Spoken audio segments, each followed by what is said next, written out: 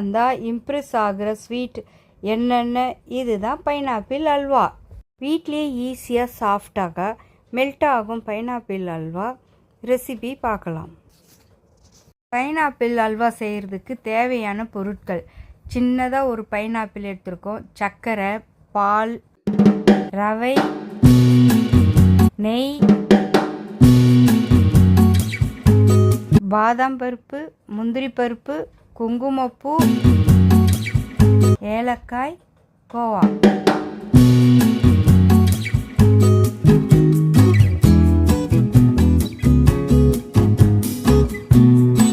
நம்ம pineapple அல்வாவுக்கு first பைனாப்பிளை juice ஆக்கி வச்சுக்கணும். அதில் சும்மா லைட்டாக கடமுடான்னு இருந்தாலும் பரவாயில்ல. அடுத்தது பால் எடுத்து அதில் ரவையை கொட்டி ஒரு 5 மினிட்ஸுக்கு ஊற வச்சுக்கணும். நல்லா அதை கலக்கி வச்சுக்கணும். கட்டி முட்டி இல்லாத ஃபைன் பேஸ்ட் ஆகிற வரைக்கும் நல்லா ஒரு 30 செகண்டுக்கு நல்லா கைவிடாமல் நம்ம அதை நல்லா கலக்கிக்கிட்டே இருக்கணும். அப்போ தான் பைனாப்பிள் அல்வாவுக்கு நல்லா எடுத்து கொடுக்கும்.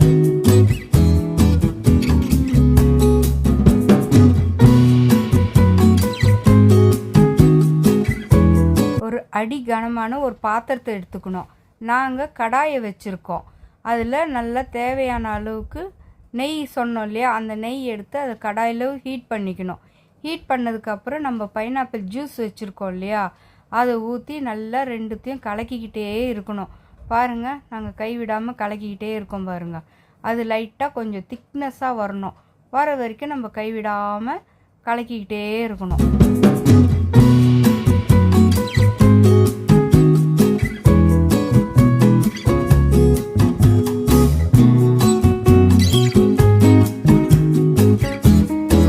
பாருங்கள், நல்லா கொதிச்சிருச்சு. கொதித்த உடனே நம்ம அந்த சர்க்கரையை போட்டு அதையும் நல்லா கலக்கிக்கிட்டே இருக்கணும். ஆனால் ஸ்டவ் நமக்கு சிம்மில் தான் இருக்கணும். வேகமாக வச்சா அடி பிடிச்சிரும். அதனால சிம்மிலே வச்சுக்கின்னு நல்லா அந்த சர்க்கரையை போட்டு மெல்ட்டாக வர வரையும் சர்க்கரையை நல்லா கலக்கிக்கிட்டே இருக்கணும்.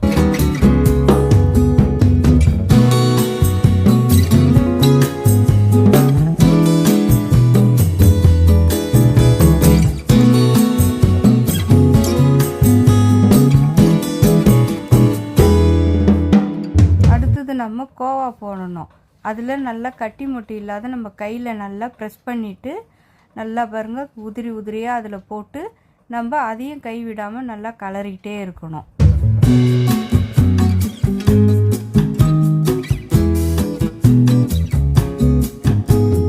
அது கொஞ்சம் கொஞ்சமாக போடுறோம் பாருங்கள். அது போட்டுக்கிட்டு அதுக்கப்புறமா அது கொஞ்சம் நல்லா கலக்கிக்கிட்டே இருக்கும்.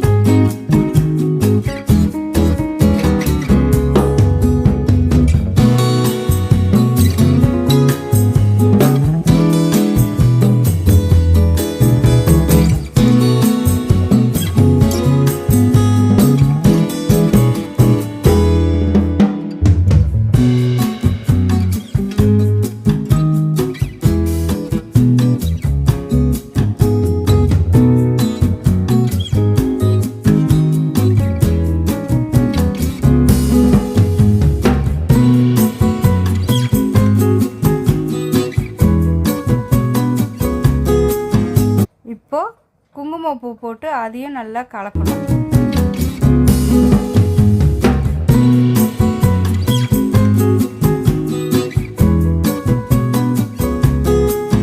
ஏலக்காவை நாங்கள் பிச்சு பிச்சு போட்டுட்டோம். உங்களுக்கு வேணுன்னா கொஞ்சம் மிக்சியில் போட்டு சர்க்கரையை வச்சு அடித்து பவுட்ராக்கி அதை நம்ம போட்டுக்கலாம் ஏலக்காவை. ஆனால் நாங்கள் பிச்சு தான் போட்டோம் அத்தை. அடுத்தது ரவையை ஊற வச்சுருக்கோம் இல்லையா, ரவையும் பாலையும் சேர்த்து ஒரு 5 நிமிஷத்துலேருந்து 10 நிமிஷம் ஆயிடுச்சு. இப்போ அதையும் போட்டு நம்ம நல்லா சேர்த்து அதையும் நல்லா கைவிடாமல் கலரிகிட்டே இருக்கணும்.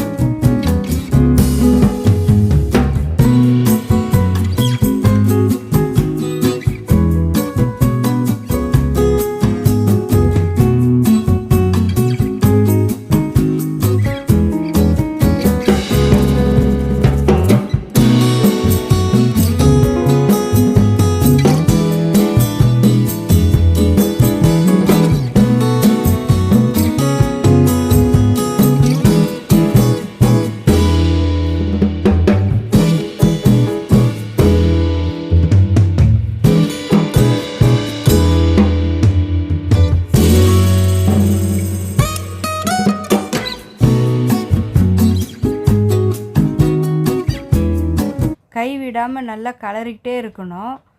நல்லா அல்வா பதத்துக்கு வந்ததுக்கப்புறம் நம்ம நட்ஸு வச்சுருந்தோம் இல்லையா, அந்த நட்ஸ் எல்லாம் போட்டு அதையும் நல்லா ஒரு கலரிட்டு கடைசியாக கொஞ்சமாக நெய்யை ஊற்றி இன்னும் கலர்னோம்னா அந்த நெய் தனியாக பிரியும். நமக்கு அல்வா ரெடி ஆகிடுச்சு. சுவையான அல்வா செஞ்சு பார்த்துட்டு சாப்பிட்டுட்டு எப்படி இருக்குன்னு கமெண்ட் பாக்ஸில் எங்களுக்கு கமெண்ட் பண்ணுங்கள்.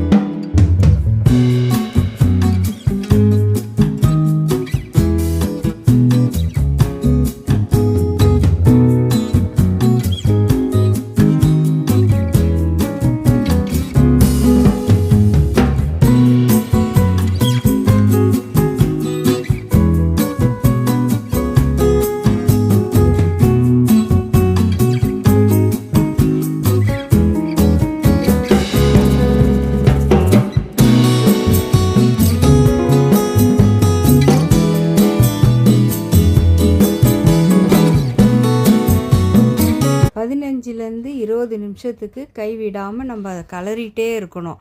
ஆனால் சிம்மில் தான் இருக்கணும். கொஞ்சம் வேகமாக வச்சிங்கன்னா அடி பிடிச்சிடும், அல்வாவோட இதுவே போயிடும், மாறிடும்.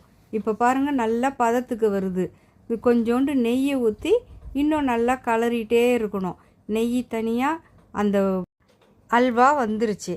இப்போ பாருங்கள் நல்லா டேஸ்டியான பைனாப்பிள் அல்வா நமக்கு ரெடி ஆயிடுச்சு. பார்க்கும்போதே ரொம்ப அற்புதமாக இருக்குது.